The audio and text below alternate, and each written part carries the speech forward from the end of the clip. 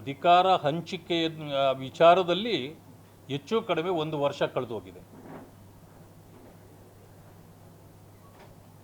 Cabinet reshuffle ಅನ್ನೋ ವಿಷಯದಲ್ಲೇ 7-8 ತಿಂಗಳುಗಳು ಕಳೆದೋಗಿದೆ. ಮಾಡಲಿಕ್ಕೆ ಮನಸ್ಸಿದೆಯೋ ಇಲ್ಲವೋ ಪ್ರಶ್ನೆ ಬೇರೆ.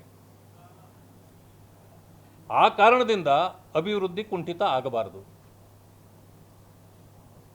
ಪಕ್ಷಗಳ ಚಟುವಟಿಕೆಗಳಿಂದ ಜನರಿಗೆ ತೊಡಕಾಗಬಾರ್ದು. ಅಧಿಕಾರ ಇರೋದೇ ಜನರ ಸಮಸ್ಯೆಗಳನ್ನು ವಿಚಾರಿಸಲಿಕ್ಕೆ ಮತ್ತು ಪರಿಹಾರಗಳನ್ನು ಕೊಡಲಿಕ್ಕೆ. ರಾಜ್ಯದಲ್ಲಿ ಅತಿವೃಷ್ಟಿ ಅನಾವೃಷ್ಟಿ ಎರಡೂ ಕೂಡ ಆಗಿದೆ.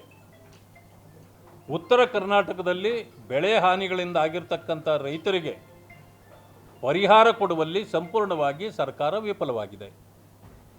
ಇಷ್ಟಿದ್ದರೂ ಕೂಡ ಇನ್ನೂ ನಾನು ಮುಖ್ಯಮಂತ್ರಿ ಆಗ್ತೇನೆ ಅಂತ ಒಬ್ಬರು, ಇಲ್ಲಿ ಖಾಲಿ ಇಲ್ಲ ಅಂತ ಮತ್ತೊಬ್ಬರು, 5 ವರ್ಷ ನಾನೇ ಅಂತ ಒಬ್ಬರು, ಹೀಗೆ ಈ ರೀತಿ ಇವರ ಗೊಂದಲದ ಆಟದಲ್ಲಿ ರಾಜ್ಯದ ಜನ, ಪರಿಶಿಷ್ಟ ಜಾತಿ ವರ್ಗಗಳಿರ್ಬೋದು, ಹಿಂದುಳಿದವರಿರ್ಬೋದು, ರೈತ ಸಮುದಾಯಗಳಿರ್ಬೋದು, ಅಥವಾ ಕಾರ್ಮಿಕ ಸಮುದಾಯಗಳಿರ್ಬೋದು, ಹೀಗೆ ಎಲ್ಲರೂ ಕೂಡ ಒಂದು ರೀತಿಯ ಸ್ಯಾಂಡ್ವಿಚ್ ಆಗ್ತಕ್ಕಂಥ ಪರಿಸ್ಥಿತಿ ಇವತ್ತು ಉದ್ಭವ ಆಗಿದೆ.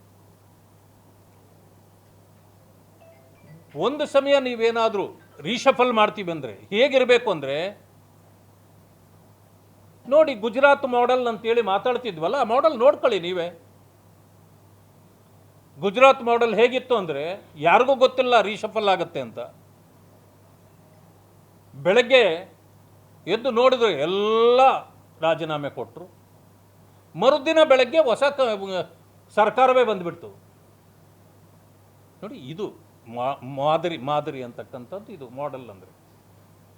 ಇದು ಏನು 8 ತಿಂಗಳು 9 ತಿಂಗಳಾದರೂ ಇವತ್ತು ಮಾಡ್ತೀವಿ ಅಂತ ಕೆಲವರು ಬಾಯಿ ಮುಚ್ಚಿಸೋದು, ನಿಮ್ಮನ್ನು ತೆಗಿತೀವಿ ಅಂತ ಕೆಲವ್ರನ್ನ ಬಾಯಿ ಮುಚ್ಚಿಸೋದು. ಯಾಕೆ ಈ ನಕರ ಆಟಗಳು ಆಡಬೇಕು ಒಂದು ಸರ್ಕಾರ? ಇದು ಏನು ಯೋಜನೆಯ ಜನರ ದಾರಿ ತಪ್ಪಿಸಲಿಕ್ಕೆ ಈ ರೀತಿ? ಎಲ್ಲಕ್ಕಿಂತ ಮಿಗಿಲಾಗಿ ಈಗ ಆಗಿರ್ತಕ್ಕಂಥದ್ದು, ರಾಜ್ಯದಲ್ಲಿ ಕಬ್ಬು ಬೆಳೆಗಾರರು, ವಿಶೇಷವಾಗಿ ಬೆಳಗಾವಿನಲ್ಲಿ 50,000ಕ್ಕೂ ಹೆಚ್ಚು ಸಂಖ್ಯೆ, ಹೆಚ್ಚು ಕಡಿಮೆ 1 ಲಕ್ಷ ಇರಬಹುದು, ಇವತ್ತು ಬೀದಿಗಿಳಿದು ಹೋರಾಟ ಮಾಡ್ತಿದ್ದಾರೆ. ಅವರ ಸಮಸ್ಯೆಗಳನ್ನು ಕೇಳೋರು ಯಾರು? ಸರ್ಕಾರ ಅವರಿಗೆ ವಾಗ್ದಾನ ಮಾಡಿತ್ತು. ಸರ್ಕಾರ ವಾಗ್ದಾನ ಮಾಡದಂತೆ ನಡ್ಕೊಂಡಿಲ್ಲ ಅಂತಕ್ಕಂಥದ್ದು ಈಗ ಅವರು ಅಪವಾದ ಇದೆ. 24 ಫೆಬ್ರವರಿಯಲ್ಲಿ ಅಧಿಕಾರಕ್ಕೆ ಬಂದ 6-7 ತಿಂಗಳುಗಳಲ್ಲಿ ಅವರು ಒಂದು ಆಶ್ವಾಸನೆಯನ್ನು ಕೊಟ್ಟಿದ್ದರು. ಆಶ್ವಾಸನೆಯ ಪ್ರಕಾರ ನಡ್ಕೊಂಡಿಲ್ಲ. ಆದ್ದರಿಂದ ಇವತ್ತು ಹೋರಾಟ ಅವರಿಗೆ ಅನಿವಾರ್ಯ ಆಗಿದೆ. ಹೋರಾಟ ಅಷ್ಟು ಮಾಡುವಾಗಲೂ ಕೂಡ ಈಗಲೂ ಯಾರೂ ಮಂತ್ರಿಗಳು ತಿರುಗಿಯೂ ಕೂಡ ನೋಡಿಲ್ಲ, ನಿಮ್ಮ ಸಮಸ್ಯೆ ಏನು ಅಂತ ಕೇಳಿಲ್ಲ. ಶುಗರ್ ಮಿನಿಸ್ಟರ್ ಅಂತಲೇ ಇದ್ದಾರೆ. ಪಾಪ ಅವ್ರಿಗೆ ಶುಗರ್ ಜಾಸ್ತಿ ಆಗಿರ್ಬೇಕನ್ನೋ ನನಗೆ ಗೊತ್ತಿಲ್ಲ. ಆ ಕಡೆ ತಿರುಗಿಯೂ ನೋಡಿಲ್ಲ. ಸರ್ಕಾರದ ಆದೇಶ ಇದೆ. ಈ ಆದೇಶದ ಪ್ರಕಾರ ಏನು ಬಾಕಿ ಬರಬೇಕಾಗಿದೆಯೋ ಬಾಕಿ ಕೊಡ್ತಕ್ಕಂಥದ್ದು ತಕ್ಷಣದಲ್ಲೇ ಮಾಡ್ತೇವೆ ಅಂತೇಳಿ ವಾಗ್ದಾನ ಮಾಡಿದ್ದು. ಇವತ್ತಿನವರೆಗೆ ಬಾಕಿ ಬಂದಿಲ್ಲ. 24-25ನೇ ಸಾಲಿನಲ್ಲಿ ಆಯವ್ಯಯ ಭಾಷಣದ ಖಂಡಿಕೆ 71ರಲ್ಲಿ, ಆಯವ್ಯಯ ಭಾಷಣದಲ್ಲಿ ಖಂಡಿಕೆ 71ರಲ್ಲಿ ಕೃಷಿ ಉತ್ಪನ್ನ ಮಾರುಕಟ್ಟೆ ಸಮಿತಿಯ ಮೂಲಕ ಬೆಳಗಾವಿ ಸಮಿತಿಯ ಹಿರೇಬಾಗೇವಾಡಿ ಉಪಮಾರುಕಟ್ಟೆ ಪ್ರಾಂಗಣದಲ್ಲಿ 80 ಟನ್ ಸಾಮರ್ಥ್ಯದ ವಿದ್ಯುನ್ಮಾನ ಅಂತಂದರೆ ವೇ ಬ್ರಿಡ್ಜ್ ಇದನ್ನು ಮಾಡೋದು, ಮತ್ತು ಎಲ್ಲ ಶುಗರ್ ಫ್ಯಾಕ್ಟ್ರಿಗಳಲ್ಲಿದೆ ಅಲ್ಲಿ ವೇ ಬ್ರಿಡ್ಜ್ಗಳನ್ನು ಮಾಡಿ ಈಗೇನಾಗ್ತಿದೆ, ವೇ ಬ್ರಿಡ್ಜು ಫ್ಯಾಕ್ಟ್ರಿಯವರು ಮಾಡ್ಕೊಂಡಿರ್ತಾರೆ. ರೈತ ತೊಗೊಂಡೋಗಿದ್ದನ್ನು ಅವ್ರು ಹೇಗೆ ಬೇಕಾದರೂ ತೂಕ ಹಾಕ್ಕೊಳ್ತಾರೆ.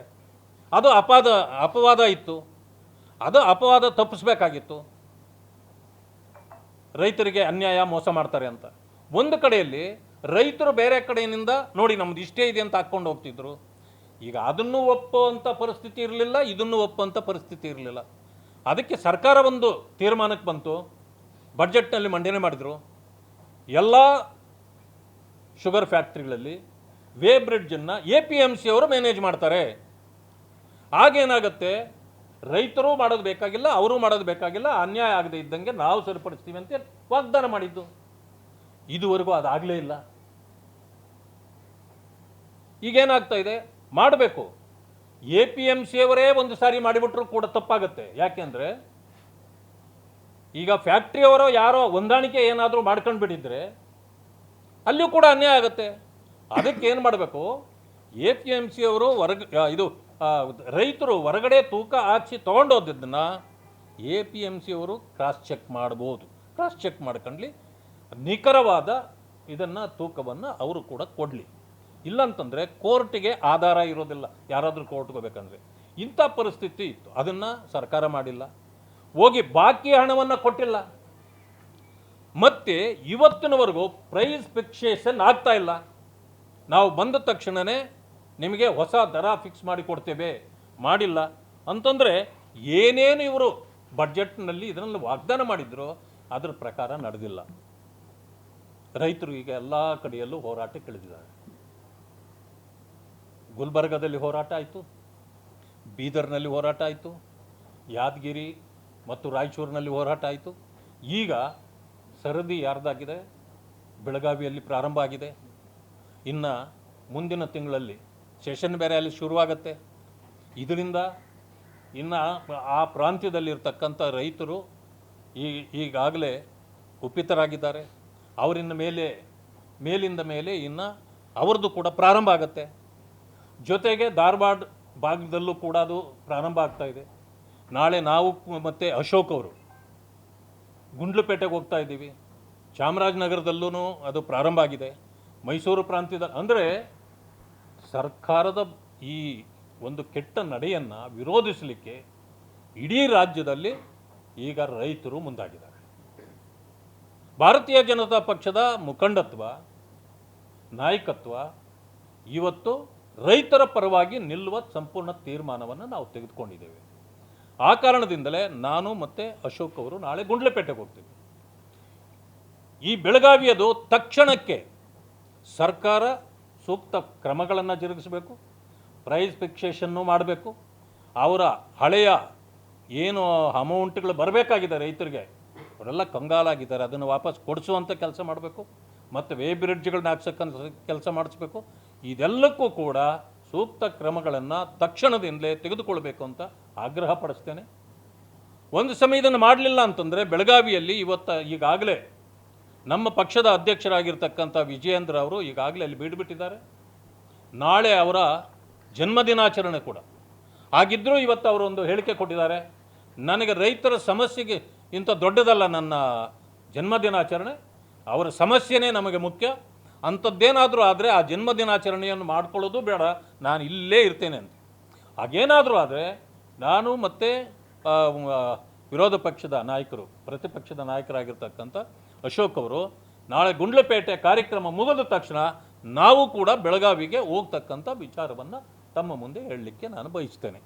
ಒಟ್ಟಾರೆ ರೈತ ಪರವಾದ ನಿಲುವನ್ನು ಯಾವತ್ತೂ ಕೂಡ ಭಾರತೀಯ ಜನತಾ ಪಕ್ಷ ಮೊದಲಿಂದಲೂ ತೆಗೆದುಕೊಂಡಿದೆ. ರೈತ ವಿರೋಧಿ ನೀತಿ ಏನು ಈ ಕಾಂಗ್ರೆಸ್ನ ಮತ್ತು ಈ ಸರ್ಕಾರದ ನೀತಿ ಇದೆ, ಇದನ್ನು ಖಂಡಿಸ್ತೇವೆ, ವಿರೋಧಿಸ್ತೇವೆ. ಅದಕ್ಕಾಗಿ ಭಾರತೀಯ ಜನತಾ ಪಕ್ಷದ ಎಲ್ಲ ಮುಖಂಡರುಗಳು ಕೂಡ ಸಜ್ಜಾಗಿದ್ದೇವೆ ಅಂತಕ್ಕಂಥ ಮಾತನ್ನು ತಮಗೆ ಹೇಳಲಿಕ್ಕೆ ಬಯಸ್ತೇನೆ. ಅದು ಬಾಕಿ ಒಂದೊಂದು ಕಡೆಯಲ್ಲಿ ಒಂದೊಂದಿಷ್ಟು ಅಂತಿದೆ. ಟೋಟಲ್ ಎಷ್ಟು ಅನ್ನೋದು ನನಗೆ ಮಾಹಿತಿ, ಸಂಪೂರ್ಣ ಮಾಹಿತಿ ಇಲ್ಲ. ಅಲ್ಲಲ್ಲ, ಈಗ ಅಲ್ಲಿ ಹೋರಾಟ ಮಾಡ್ತಿರೋರು ಬಾಕಿ ನಮ್ಮದು ಕೊಡಿಸಿ ಅಂತೆ ಮಾಡ್ತಾವ್ರಲ್ಲ, ಚುಕ್ತ ಎಲ್ಲಿಂದ ಆಯಿತು ಆಗಿದ್ದ ಮೇಲೆ ಒಂದು ಕೆಲಸ ಮಾಡಲಿ. ಅಲ್ಲ, ನನಗೆ ಈಗ ಅಲ್ಲಿಂದ ನಾನು ತೆಗೆಸ್ಕೊಂಡೆ, ಬಾಕಿಯನ್ನು ಮೊದಲು ಚುಕ್ತ ಮಾಡಿ ಅಂತ ಸ್ಲೋಗನ್ನೇ ಹಾಕ್ತಿದ್ದಾರೆ. ಅಲ್ಲಲ್ಲ, ಬೆಲೆದು ಆಗಬೇಕು. ಒಂದು ಸಮಯ ನಾವು ಬಾಕಿ ಚುಕ್ತ ಮಾಡಿಬಿಟ್ಟಿದ್ದೀವಿ ಅಂತಂದರೆ ಅದನ್ನು ಸರ್ಕಾರ ಏನು ಅಂಕಿಅಂಶಗಳಿಂದ ಬಿಡುಗಡೆ ಮಾಡಲಿ. ಕ್ಷಣ ಕ್ಷಣದ ಸುದ್ದಿಗಳಿಗಾಗಿ ಫ್ರೀಡಂ ಟಿವಿ ಸಬ್ಸ್ಕ್ರೈಬ್ ಮಾಡಿ, ಲೈಕ್ ಮಾಡಿ ಹಾಗೂ ಫಾಲೋ ಮಾಡಿ. ಹೊಸ ಸುದ್ದಿಗಳ ನೋಟಿಫಿಕೇಶನ್ಗಾಗಿ ಬೆಲ್ ಐಕಾನ್ ಮೇಲೆ ಕ್ಲಿಕ್ ಮಾಡಿ.